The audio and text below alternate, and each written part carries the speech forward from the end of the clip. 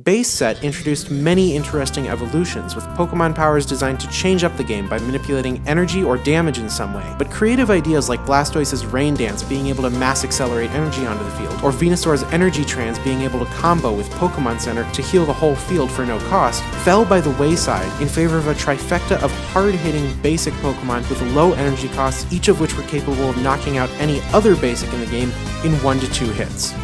The game went through some of the same balance issues as its inspiration.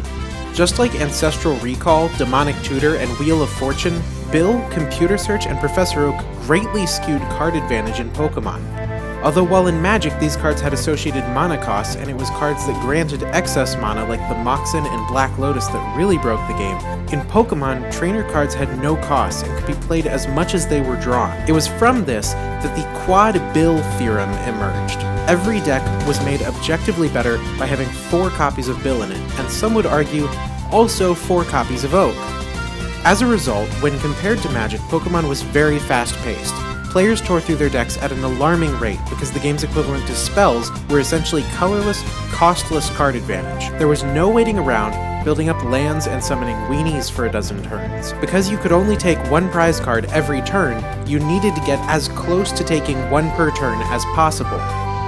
The influence between Magic and Pokemon was not one way. Beginning in November 1998, Wizards of the Coast began to take inspiration from Pokemon's market strategy, buying up advertising space in CoroCoro magazine, the very same magazine that put Pokemon on the map in Japan. They later commissioned a monthly manga in CoroCoro about Magic, which they called Duel Masters. Wizards appointed Asian Magic champion Nakamura Hatman Satoshi as Duel Masters' technical advisor, and the manga was later spun off into an original card game of the same name in 2002, which Nakamura himself designed. The Duel Masters TCG inverted Pokemon's prize card mechanic into a system of 5 shields protecting the player that had to be destroyed by battle and sent to their owner's hand before the opponent could attack them directly to win the game. And to speed this up, Nakamura created the Double Breaker mechanic that broke 2 shields at once, which Pokemon later copied in the form of the Pokemon EX mechanic, Pokemon that gave the opponent 2 prize cards when they were defeated, as part of 2003's EX Ruby and Sapphire booster set. In essence, wizards and creatures were engaged in a constant dialogue with one another, a dialogue facilitated not through words, but through rules, borrowing and learning from each other's game mechanics. At this time, the average hit points for a basic was 51.97. The maximum possible HP a basic Pokemon could have and still have 1 energy attacks was 70, while the minimum in general was 30. Basic Pokemon that broke the 70 HP threshold, like Zapdos and Chansey, had much higher energy costs and could not evolve. The duo of big basic Pokemon that emerged from Base Set, Hitmonchan and Electabuzz, were both at an intersection of magic numbers. They were 70 HP basics that could deal 40 damage for 2 to 3 energy, and factoring in that many Pokemon had a double weakness to their fighting or electric types, that damage would jump up to 80. With the trainer card plus power to round out the damage output in neutral matchups, Hitmonchan was the single most important offensive force in the game. In Base Set, the one thing that could handle it effectively was Farfetch'd, which had a -30 resistance to fighting type damage and could dole out 30 damage of its own for 2 colorless energy. In Pokemon, colorless energy costs can be paid using any energy type, but using the special energy card Double Colorless Energy, 2 energy could be provided with a single card. However, Farfetch'd was itself weak to Electabuzz, and this created a kind of triangular system. Hitmonchan beat Electabuzz, Electabuzz beat Farfetch'd, and Farfetch'd beat Hitmonchan. Thus we arrive at the dominant deck of the base set format, Haymaker. So named because of the boxing Pokemon that formed the core of the deck, Haymaker was the undisputed best deck in format.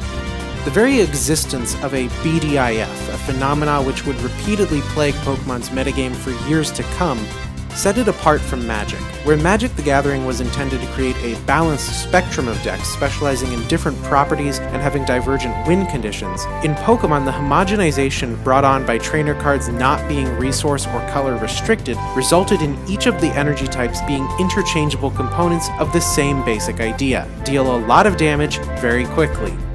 The offensive ideal was to take 6 prizes in 6 turns, or clear out enough Pokemon that the opponent would automatically lose by not having anything to place in the active slot. Tournament play for Pokemon became defined by the Haymaker Mirror Match. 2 decks slugging it out with Hitmonchan, Electabuzz, and Farfetch'd, attempting to disrupt one another by setting each other back a turn with energy removal and super energy removal, take pot shots with Gust of Wind and Plus Power, maintain momentum with Switch and Scoop Up, and ultimately try to seal the endgame by preserving a winning board state with Lass. With both players having essentially identical options, the competitive scene for the game boiled down to a sense of timing. You needed to time your use of removal and control trainers to diminish the opponent's resources and create vulnerabilities at just the right moment. Lass was the defining card for this metagame. It was extremely powerful and essentially locked the opponent into whatever game state they were currently in by getting rid of all their trainer cards, but it also did the same thing to you, so it was best used immediately after creating an advantageous board state, where if your Pokemon just spent the game trading damage, you would win. But it also created very tense turns, as you and the opponent waited to see who would top deck a draw or a search effect first. The timing of the Pokemon TCG could not be more perfect. Almost 1 month to the day after the base set launched, Takahashi Kazuki's weekly manga Yu-Gi-Oh! Introduced the card game Magic and Wizards as its game of the week, loosely based on his experience playing Magic the Gathering.